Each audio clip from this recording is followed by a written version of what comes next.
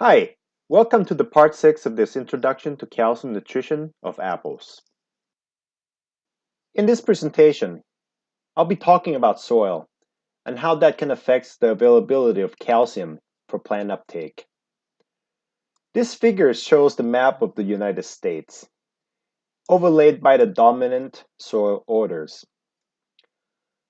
You can see right away that there's a lot of variability in soil orders throughout the United States.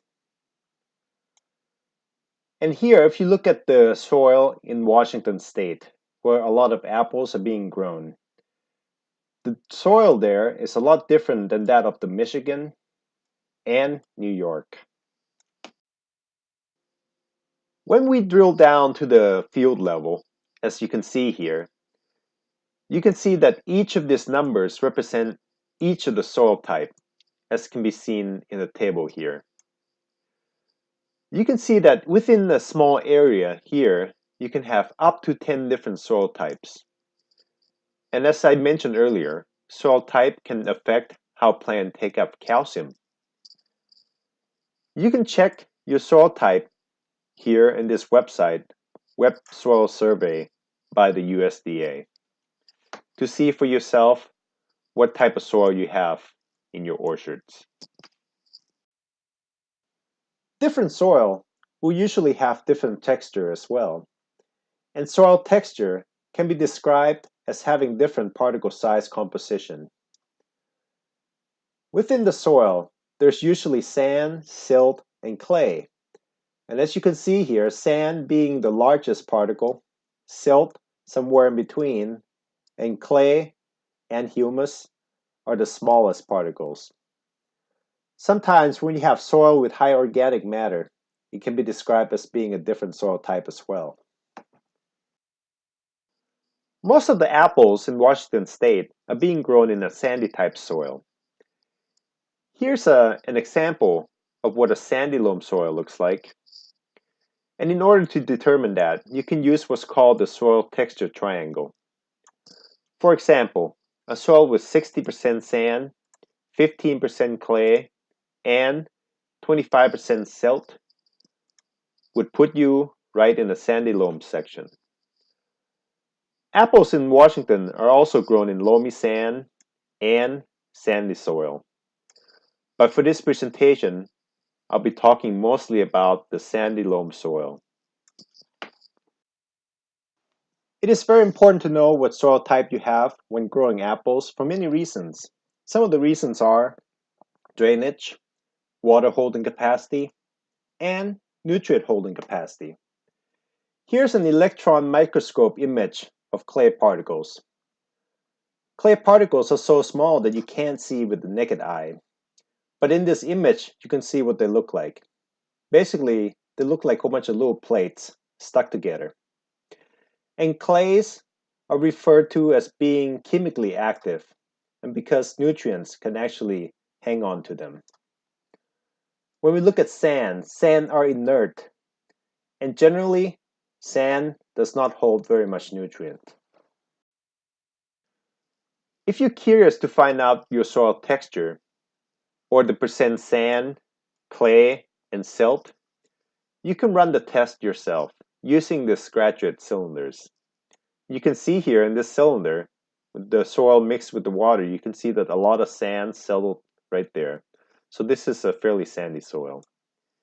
Now, if you look over here, you can see that we have a lot of sand at the bottom, you have some silt settling, and a lot of clay that are still suspended in the solution.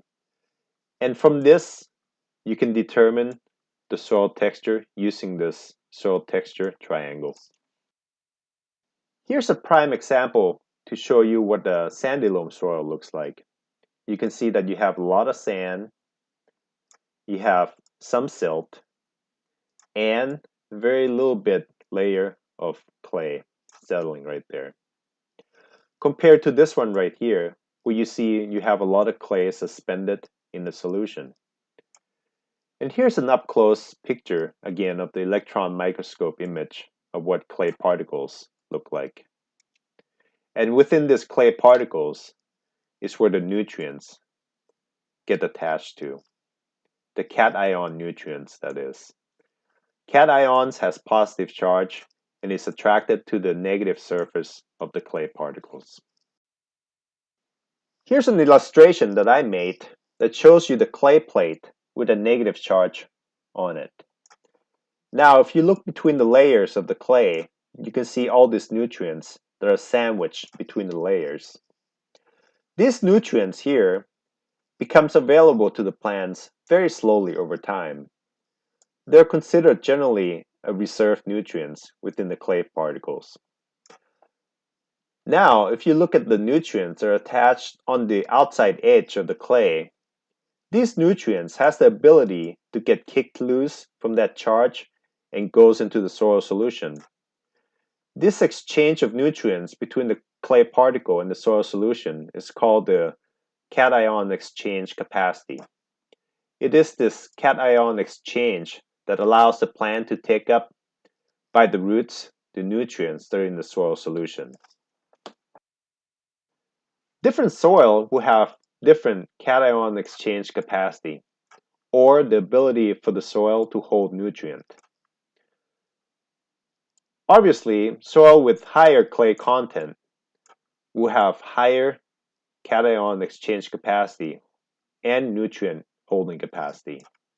And soil with lower clay content, for example, the sandy soil, will have much lower cation exchange capacity or the nutrient holding capacity. Here's a table provided by Yara, which shows you the different cation exchange capacity for different soil texture. You can see here that the sand has the lowest cation exchange capacity compared to clay and organic matter soil. This organic matter soil can be found in places like the Sacramento Delta. There's a high deposit of peat. In Washington State, this is where we're at normally. The light loam soil with the cation exchange capacity about 10. Here's a table I put together to compare the differences in nutrient holding capacity between the two soil types. Here we have the sandy loam soil from the central Washington with lower CEC of about 10. And we have the higher clay content soil in the Midwest with a higher CEC of about 20. Another thing to note here is that soil in central Washington where apples are being grown generally have a pH of higher than 7, compared to the clayer soil Midwest with a pH of lower than 7. The difference here is that the growers in the Midwest tends to add lime to the soil to bring up the pH, where the grower in Washington is not uncommon to see them applying sulfur to try and lower the pH. Now, if we focus on the subject of this presentation, you can see, look at the calcium value here. Calcium value in the soil is generally much higher than all of these other cation nutrients in the soil. Even though calcium value is much higher, plant uptake of nutrients is very selective, and the plants tend to take up a lot more potassium than they do of calcium. And that is why I'm adding this other column here. This is what's called the base saturation percentage of the soil. And you can see the percentage difference between all of these nutrients. And in order to maximize plant uptake of calcium, you have to make sure that your base saturation is at the correct levels. And I'll touch on that a little bit more later. I'm showing you in this table is the nutrient removal by the crop every year. And I'm using an example of a Golden Delicious apples with 80 bins per acre crop, or about 35 tons. Now, if you look down here, you can see that the fruit itself removed about 70 pounds of potassium per acre. Or if you look at the whole tree, that including the fruit, the leaves, and the woods, that crop needed about 101 pounds of potassium per acre to grow. When you compare that to the calcium, you can see a much lower value of calcium of 35 pounds per acre needed for the growth. Now, if you remember the previous slide, there's a lot more calcium in the soil. However, the plant uptake of nutrients is selective. As you can see here, the plant is taking up more potassium than it does for the calcium. And that is why it's important to balance the soil cations in order to optimize the calcium uptake. You want to make sure that the crop is not taking potassium more than it needs, and that is taking up as much calcium into the crop as possible. There has been a lot of research done in agriculture that looked at the cation balance in the soil, because it is the balance of this cation nutrients in the soil that influences how a plant take up nutrients into the crop. With apples, there's a lot of emphasis on calcium because fruit quality of apples has a lot to do with the amount of calcium that's in the fruit. So a lot of work has been done to find the optimal ratios of these nutrients in the soil that would actually maximize the uptake of the calcium into the fruit.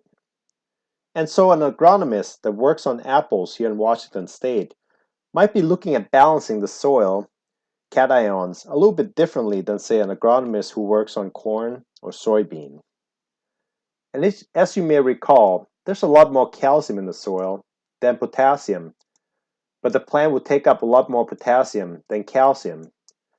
And by balancing the nutrient certain way in the soil, you can actually maximize the uptake of the calcium into the fruit. I'm including this table just to show you the different mechanisms in which the plant takes up calcium versus potassium. Potassium, most of it gets taken up by the plant through the mechanism called the diffusion, and some of it gets taken up via mass flow. But how the diffusion works is you have an area in the soil with a high concentration of potassium, normally where the fertilizer was applied. And that high concentration area of potassium would diffuse into a lower concentration area, or perhaps to the roots. And the roots are able to take up most of the potassium that way. So as long as the soil has high concentration of potassium, the roots will be able to pick up those potassium with ease. Calcium, on the other hand, is a mass flow nutrient, which means that the calcium moves into the plant mostly with water. So you have to have abundant supply of calcium in your soil solution in order to get adequate calcium uptake. If you have dry soil, it would limit your calcium uptake. And if you have imbalance of cations in the soil, you can limit either the uptake of the calcium or potassium. Another factor that facilitates the plant uptake of the potassium in the soil solution more so than calcium is the adsorption strength of the nutrients to the soil particle. Here we see the potassium. Potassium has less of adsorption strength to the soil particle than calcium does. What that means is that when the roots comes in and exudes organic acids in an attempt to dislodge nutrients from the soil particles, potassium is a lot more likely to get dislodged into the soil solution and taken up by the roots more so than calcium does, because calcium is hanging on to the soil particles a lot more tightly than potassium. So far, I've shown that the soil can contain different amount of each of the cation nutrient, and that those nutrients are holding on to the soil at different capacity. To further complicate the matter, there are different mechanisms in which each of the cation nutrient get taken up by the roots. So you may ask, how can I possibly know what to do to make my apples happy?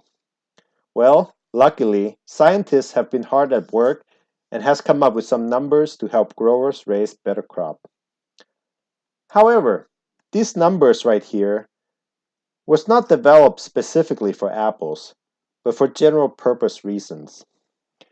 But the good news is that these numbers can be tweaked to suit your soil type or crop being grown.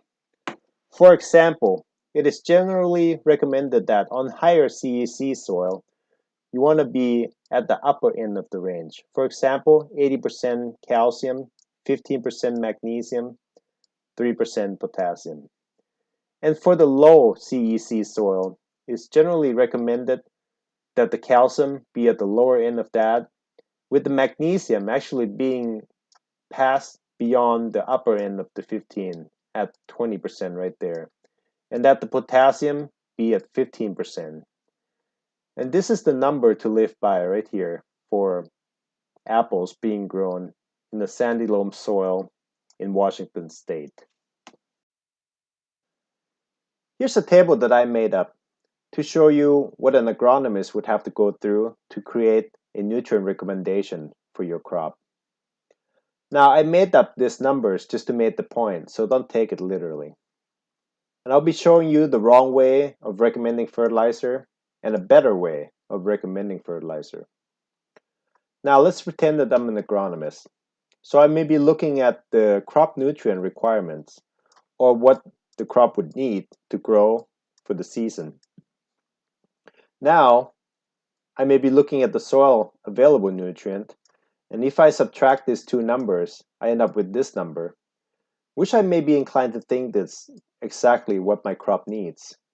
So if I go ahead and apply these nutrients to the soil, I may be creating a base saturation percentage that is actually outside of the optimal range, like the one I showed you in the previous slide. And that would not be good, because in this case, you only have 20% base saturation of the calcium, so your calcium uptake will be limited because it's outside of the optimal range. Now, a better way of doing it would be recommending a fertilizer blend that takes into account the base saturation that you would create in the soil. In this case, you can see that sometimes you have to recommend nutrients a lot more than what your crop actually needs, and in some case, less than what you think it needs. But at the end, you have balanced your soil so that most of your nutrients are within or near the optimal range. And in this scenario, you would end up optimizing the uptake of your calcium into the crop. Well, thank you very much for watching this part 6 of my 8 parts video series I'm making about the introduction to calcium nutrition in apples. Please stay tuned for my next presentation. Goodbye.